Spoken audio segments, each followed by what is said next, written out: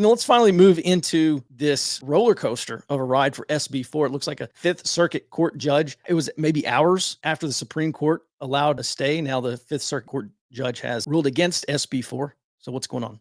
Yeah, so I've seen some headlines calling it a judicial whiplash, and that's just exactly what it is. So the Fifth Circuit originally said the Biden administration could not stop SB4 and Texas could enforce it.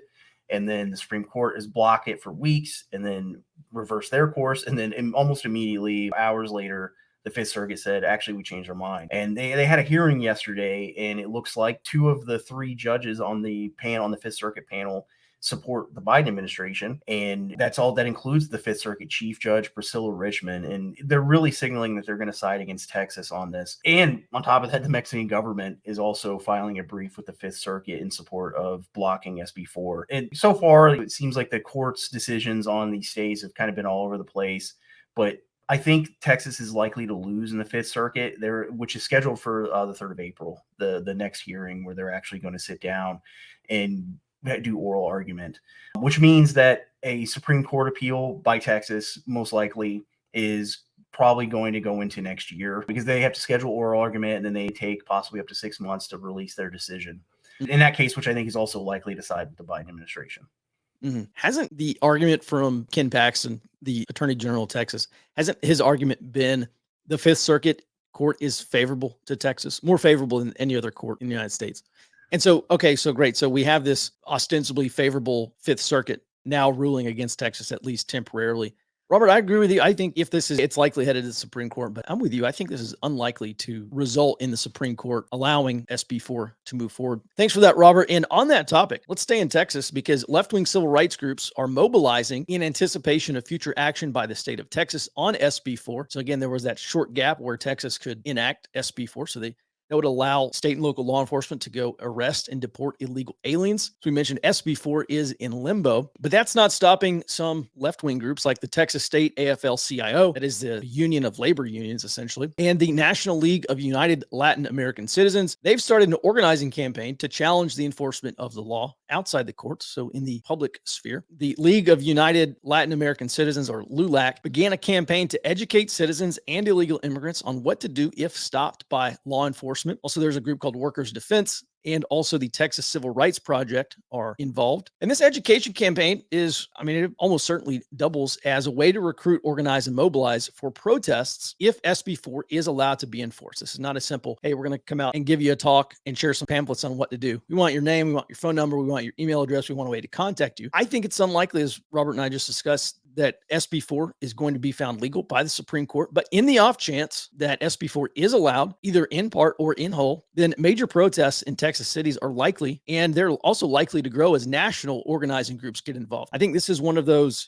points of leverage here where we are going to see very similar efforts of national mobilizing and organizing. The national level community organizing groups get involved and throw their weight behind these state organized protests as well. So I think there's a potential for mass protests, and it could also grow to include economic divestment and disincentives. We saw where the state of California banned official travel to Georgia over its heartbeat abortion bill, which I believe it banned abortions after a heartbeat or something like that. And we're also likely to see continued lawfare, especially under a potential second Biden administration. So the Biden administration started restricting new permits for liquid natural gas terminals and exports. And so I expect a lot more action by a Biden administration against Texas if SB4 is allowed to move forward, which I don't think it is. On that topic, we've previously called this section Frontlines in the report, and it's just been my daily reporting on left-wing, basically revolutionary organizing and low-intensity conflict. I just saw TPUSA has a thing called Frontlines, a show they do called Frontlines, and I don't want any kind of confusion. And so we're just going to rename Frontlines instead, and it's going to be called Gray Zone Research now.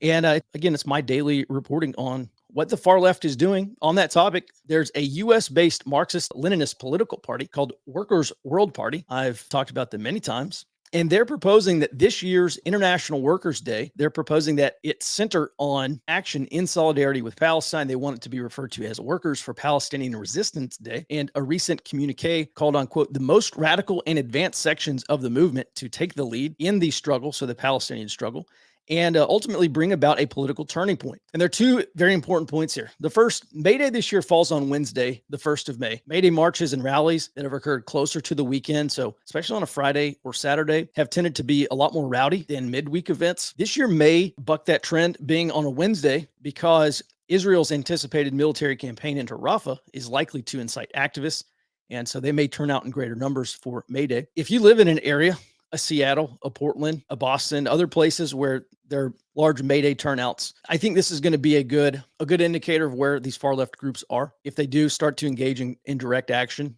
on behalf of the Palestinian cause, or just on behalf of organizing workers in the cause of socialism and communism, then I think that'll be a really good indicator of where that movement is. And also, kind of on that topic, I actually think we will start to see this dial being turned up, because if the key assumption is that there is some national level organization or national level group who are behind turning on the spigots in 2020 or flipping the switch on in 2020, I think they have to start priming these far left movements for a potential win by Donald Trump. And I'm not sure, maybe that starts to happen in July, or maybe we get closer to the November election. But I think they will have to start turning this dial up a little bit just to prime that movement and get them ready. So basically accelerators. But on that topic, so at any rate, May Day may be a little more boisterous this year if Israel is moving into Rafah or occupying Rafah. Now, the second point is that there are disagreements among labor union officials. Some of them believe that elevating the Palestinian cause is going to distract from efforts to organize the labor movement. In this communique, the author points out that just 10% of American workers are members of labor unions, and they say they need to grow that number. And basically thrusting the Palestinian cause forward ahead of organizing workers is a distraction. Still, we continue to see efforts by far left organizations such as Workers' World to organize and build a U.S.-based resistance movement on behalf of the Palestinian cause. These efforts have so far been unsuccessful, although Israel's invasion of Rafah may be an accelerator. It's likely to be an accelerator. It may be a trigger for larger mobilization efforts.